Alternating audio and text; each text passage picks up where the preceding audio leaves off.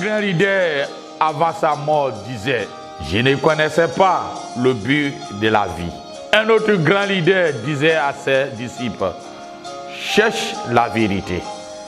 Un autre grand leader de la masse disait à ses fidèles, avant sa mort, je ne suis pas le chemin.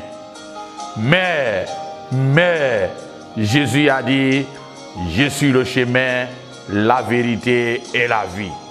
Nul ne vient au Père que par moi. Bonsoir à tout le monde.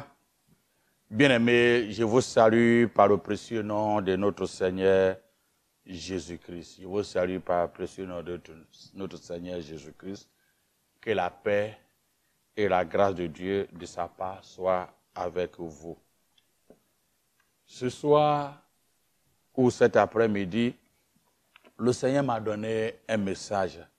Ce message n'est pas pour tout le monde, mais ça peut être à une certaine personne que le Seigneur m'a donné ce message pour eux.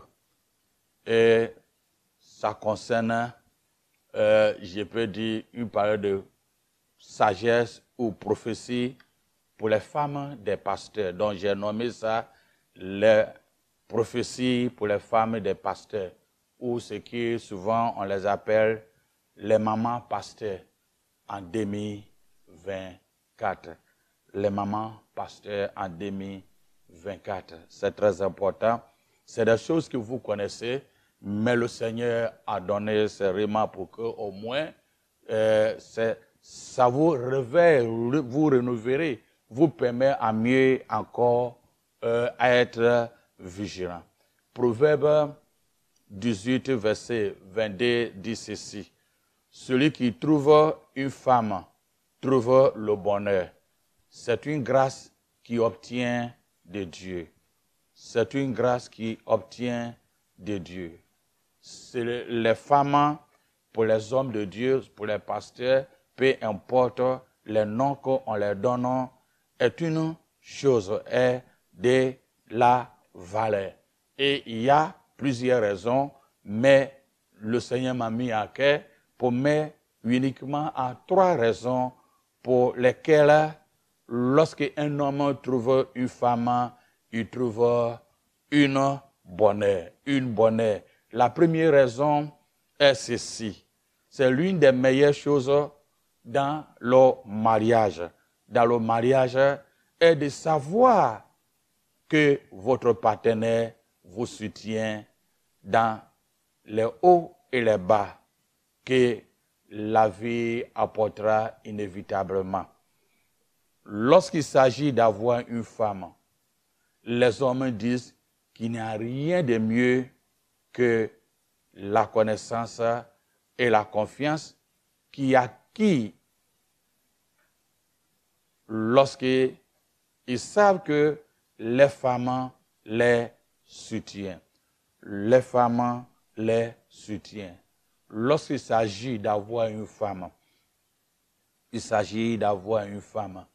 les hommes disent qu'il n'y a rien de mieux que la connaissance et la confiance qu'ils acquièrent lorsqu'ils savent que les femmes les soutiennent. Bon nombre des hommes de Dieu, avant même de rentrer au mariage et pour le ministère, c'est l'un des éléments clés. C'est l'un des éléments clés. Dieu n'a pas créé Ève pour qu'elle soit sous les pieds d'Adam ou pour qu'elle lui soit inférieure. Lorsque la conception du mariage est devenue une zone de construction, Dieu a jugé bon de créer une solive. La solive est une longue pièce de bois, donc l'extrémité prend appui sur les mi-porteurs ou sur une poudre pour construire la structure rigide du plancher. Ève a été conçue pour soutenir Adam.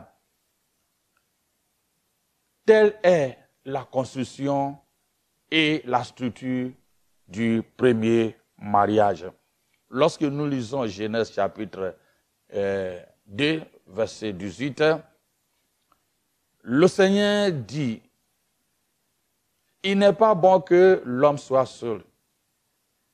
Je lui ferai une aide comparable à lui. » Et le mot assistant signifie celui qui en aide un autre. Ainsi, la femme a été créée parce que l'homme avait besoin de l'aide que quelqu'un qui a pu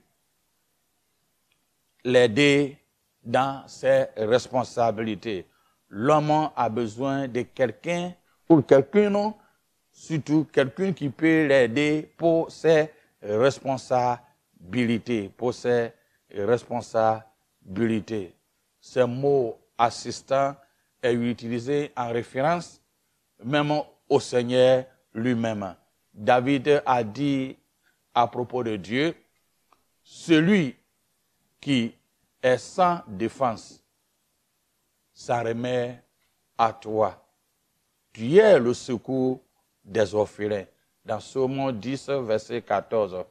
Jésus, dans Jean, Évangile selon Jean 14, verset 16, a dit, Jésus a également parlé le Saint-Esprit comme notre aide qui sera envoyé pour nous aider dans notre service envers le Père.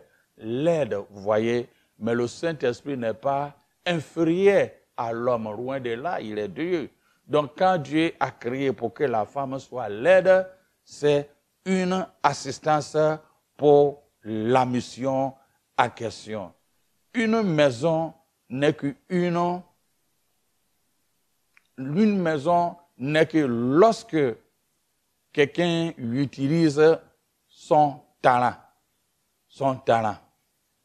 de votre âme, de personnalité ou des soins en fait face à une maison. Une maison. Je répète, une maison n'est qu'une maison lorsque utilisation de vos talents, de votre âme, de votre personnalité et de vos soins en face une maison. On dit qu'une femme est le cœur du foyer parce que les femmes doivent avoir aidé les maris et les enfants pour la construction du foyer et de l'œuvre.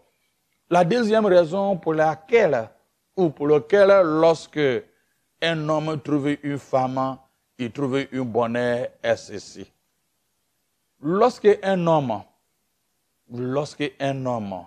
n'est hâte de rentrer chez lui, la femme est comme son corps qui vous parle dans la paix, qui vous donne dans la paix. La femme est constituée comme un corps qui donne la paix dans la maison. Donc lorsque un homme hâte à rentrer chez lui, parce que la femme est dans le foyer, ses paroles, son ton, son sourire et sa connaissance de qui il parle de paix à son mari. Dans 1 Timothée 3, verset 11, dit ceci. 1 Timothée 3, verset 11, dit ceci. Paul nous rappelle, de même, les femmes doivent être des femmes dignes de respect, non pas des mauvaises paroles, mais modérées et dignes de confiance en toutes choses. En d'autres termes, il s'agit d'une femme qui n'est pas trop fière. C'est quand parler et quand se taire. et peut prendre place aux côtés de son mari en toute confiance. La paix est le résultat de la confiance. C'est l'assurance calme qui vient du fait de savoir que on peut compter sur votre partenaire. Cela permet à notre conjoint de se sentir en sécurité. Cela approfondit son amour, ou cela peut approfondir son amour et faire fleurir l'amitié, l'intimité émotionnelle, physique et spirituelle. Son corps parle de paix parce qu'elle embrasse à bras ouverts. Ses lèvres sont remplies de rire et les paroles sont remplies de paix. La troisième raison pour laquelle, lorsque un homme trouve une femme, il trouve une bonne chose et qu'elle réponde à ses désirs. Elle répond à ses désirs. Une bonne épouse répond au désir de son mari. La pensée peut être dérivée vers la chambre à coucher. Et même si cela constitue une partie importante d'un mariage sain, je parle à tous ces désirs de la part de la femme. Son désir d'être respectée, son désir de sa loyauté, son désir qu'elle élève ses enfants, son désir qu'elle prenne soin de sa santé et de son apparence, son désir qu'elle se laisse diriger, son désir qu'elle soit heureuse avec tout ce qui lui offre, son désir de compagnie créative avec elle. Avec elle.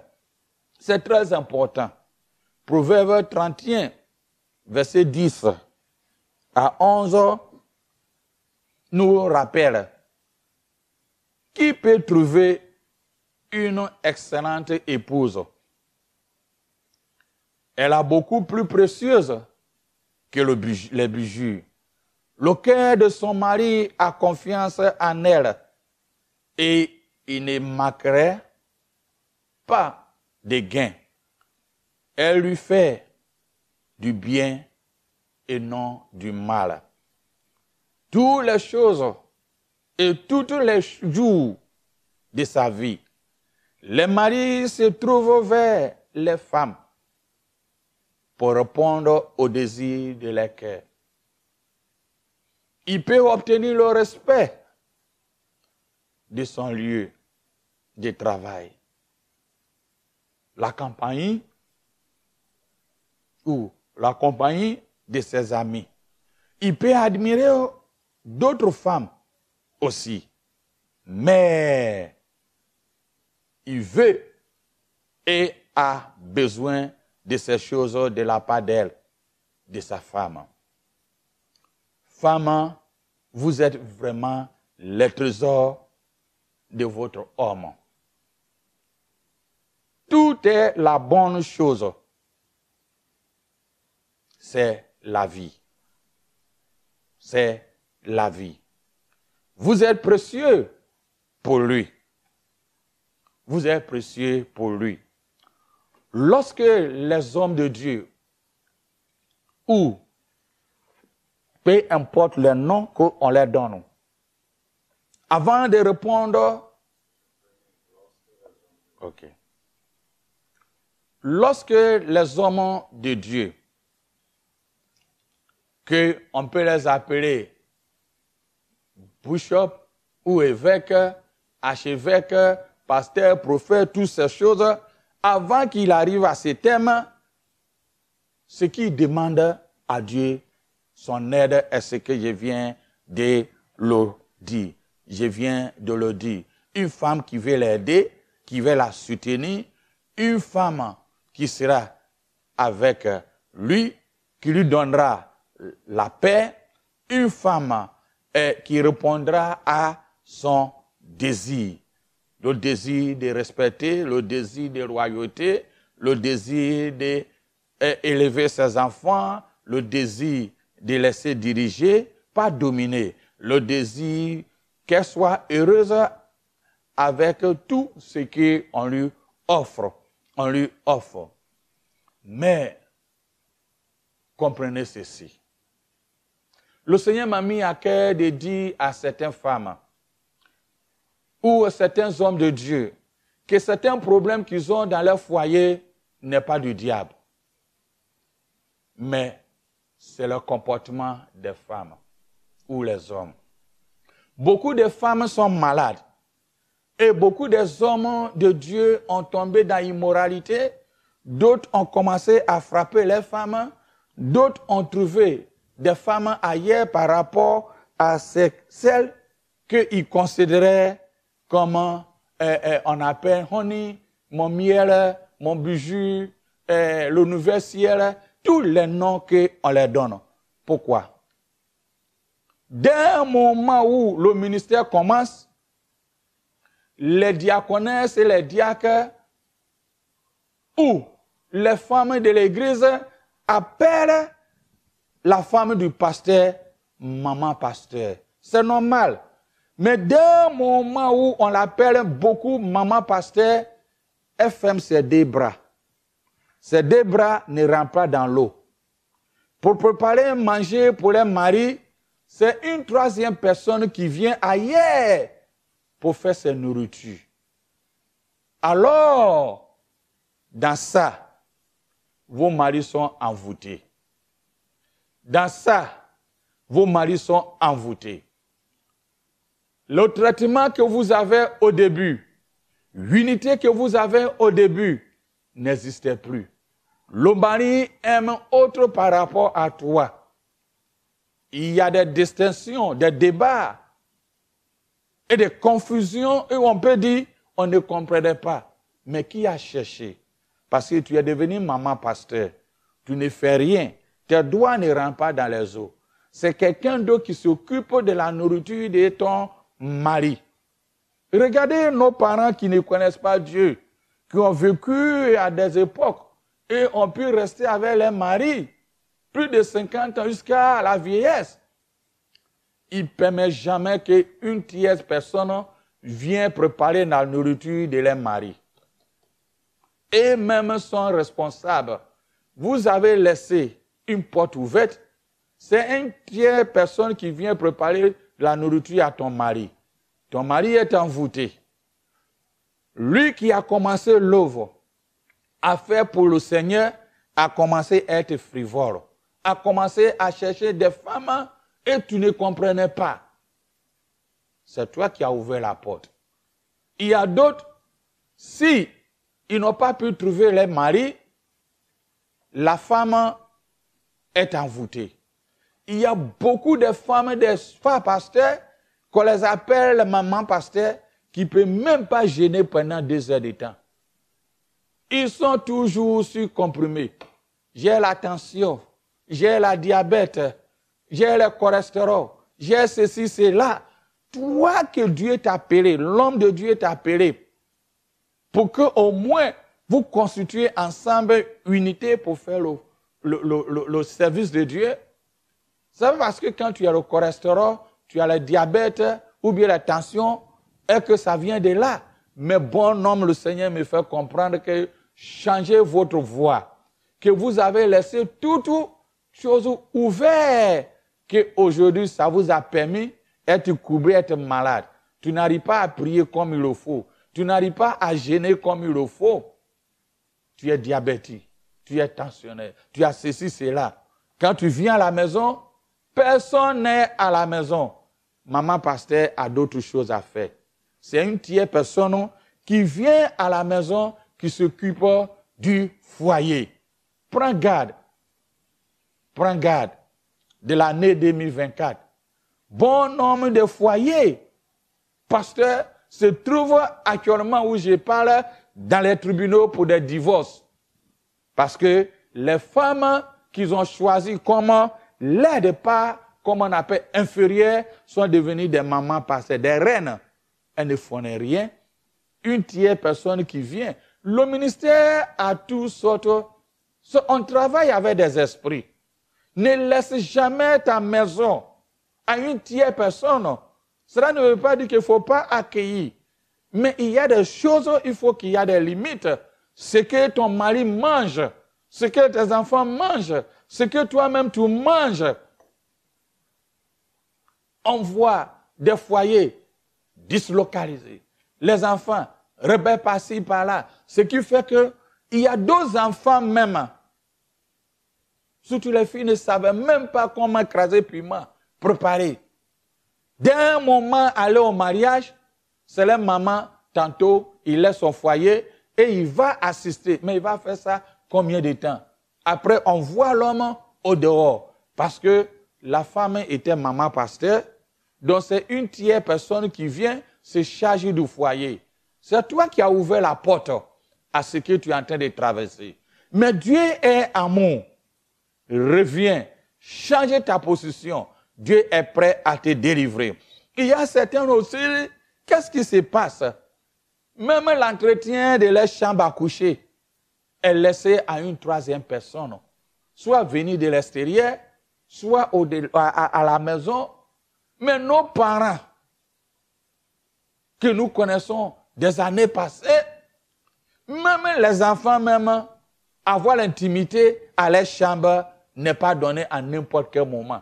Mais aujourd'hui, les mamans pasteurs, c'est troisième personne qui rentre dans la chambre à coucher, redresse le lit, enlève les choses, les draps à laver. D'autres même, jusqu'à même les sous-vêtements, ce qu'on appelle les dessous de ton mari est lavé par une tierce personne.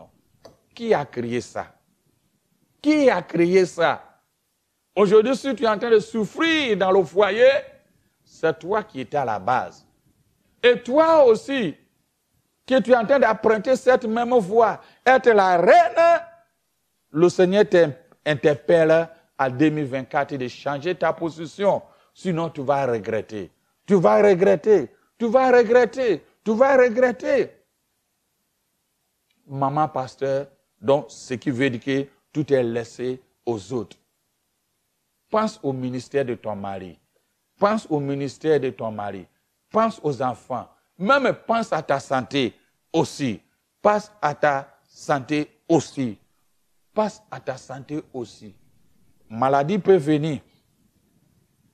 On peut avoir la manque de confiance. Immoralité peut arriver. Mais ce que le Seigneur me dit de te dire est ceci. Que 90% des problèmes au foyer est ce que les femmes sont devenues maman pasteur. Les reines, elles restent la bras croisés. Et c'est des tierces personnes qui viennent et qui font tout ce qu'il y a à la maison. Même les choses secrètes de leur mari. Finalement, l'homme qui avait confiance en toi commence à douter de toi. L'homme commence à penser que la nourriture d'une tierce personne est mieux par rapport à ce que tu prépares. L'homme voit que si telle personne est avec elle, c'est 10 fois mieux par rapport à toi. Ce qui veut aussi, elle va dans les maisons des hommes de Dieu pour les aider. Ou maman pasteur, tout ça. Avoir vos limites. Le Seigneur me fait comprendre que 2024, le monde avance. Le monde avance. Et beaucoup vont abandonner le ministère. Il y aura des scandales qui vont venir dans le foyer des ministères, des hommes de Dieu. Mais ce qui arrive et qui me dit de dire est ceci. Ne ouvre pas ta maison. Si tu sais que ton mari mange, la famille mange, ta chambre à coucher, le lavage, l'entretien de ce qu'on appelle les sous-vêtements ou comme on appelle les dessous, des choses qui sont intimes Approprie-toi de ça toi-même.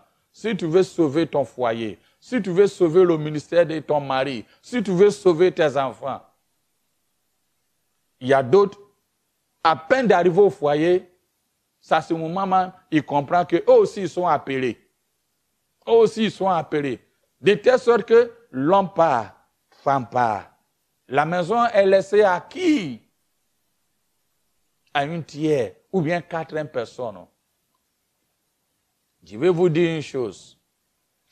Dieu a appelé Moïse. Il dit, bon, Moïse, je t'envoie en Égypte pour aller délivrer mon peuple. Dieu qui est souverain, qui connaît toutes choses, Moïse rappelle à Dieu, je ne sais pas parler, je préfère mon frère qui soit avec moi, Aaron. Dieu ne savait pas que Aaron était là. Quand Dieu a appelé Jérémie dit, je ne sais pas. Mais Dieu dit, je mettrai ma parole dans ta bouche, pour arracher, pour démanteler, pour planter, pour construire, pour détruire. Pareil à apôtre Paul, pareil à tout homme de Dieu. On a mis à côté Aaron. Au moment où Moïse était sur la montagne, Aaron avait autre vision qui a permis que le peuple d'Israël ont tourné vers les veaux d'or. Parce qu'il n'a pas été appelé. Il était été choisi. Par qui? Moïse. Dieu aime, comme on appelle, nos volontés permissives. Ce que nous désirons faire, il peut le faire. Il peut nous accompagner, mais il y a des conséquences. Maman Sarah a dit à Agar, a dit à son mari, prends Agar. Mais toi, tu connais la conséquence. Tout est permis, mais tout n'est pas utile. Tu es maman pasteur, tout est permis, mais tout n'est pas utile pour le ministère de ton mari, pour tes enfants, même pour toi-même. Si tu changes, et ma prière est que vous changez. Dans 2024, la maladie où tu as, plusieurs maladies, que tu traînes des sacs et des tonnes de produits, va partir si tu changes ta manière de comporter dans le foyer. Et ne pas être maman pasteur, croiser des doigts pour qu'on te sert. Tu vas perdre ta vie, tu vas perdre ta dignité. Et le mari va t'échapper. Après, on ne comprenait pas. On se pose la question, pourquoi il y a trop de divorces dans le camp pastoral? Pourquoi il y a ceci, cela? Parce que les femmes sont devenues des mamans pasteurs, elles croisent les droits, et ce qui est intime, il laisse une tierce personne. Soit au dehors, soit il vient faire, et puis il repart. Le Seigneur me dit de vous dire, change. Il est avec vous. Il changerait de situation pour toi. Sois éveillé. Sinon, 2023, 2024, tu vas pleurer. Si tu ne changes pas, tu vas pleurer. Si tu ne changes pas, tu vas pleurer. Il ne faut pas que la paix de maman pasteur te fasse devenir la reine. C'est une manière de te détruire et détruire le foyer de ton mari. Prends garde. Prends garde. Prends garde. Prends ta première place au foyer. Dès le début où l'homme t'a choisi, ou dès le début où vous êtes ensemble, que le Seigneur te bénisse, que le Seigneur te garde. Papa, tu m'as mis à cœur de donner cette information à cette année. Plusieurs femmes des pasteurs ont laissé des portes ouvertes. Aujourd'hui, leur foyer est devenu autrement. Arrête et change la situation. Un grand leader, avant sa mort, disait, Je ne connaissais pas le but de la vie. Un autre grand leader disait à ses disciples, cherche la vérité. Un autre grand leader de la masse disait à ses fidèles, avant sa mort, je ne suis pas le chemin. Mais Jésus a dit, je suis le chemin, la vérité et la vie. Nul ne vient au Père que par moi.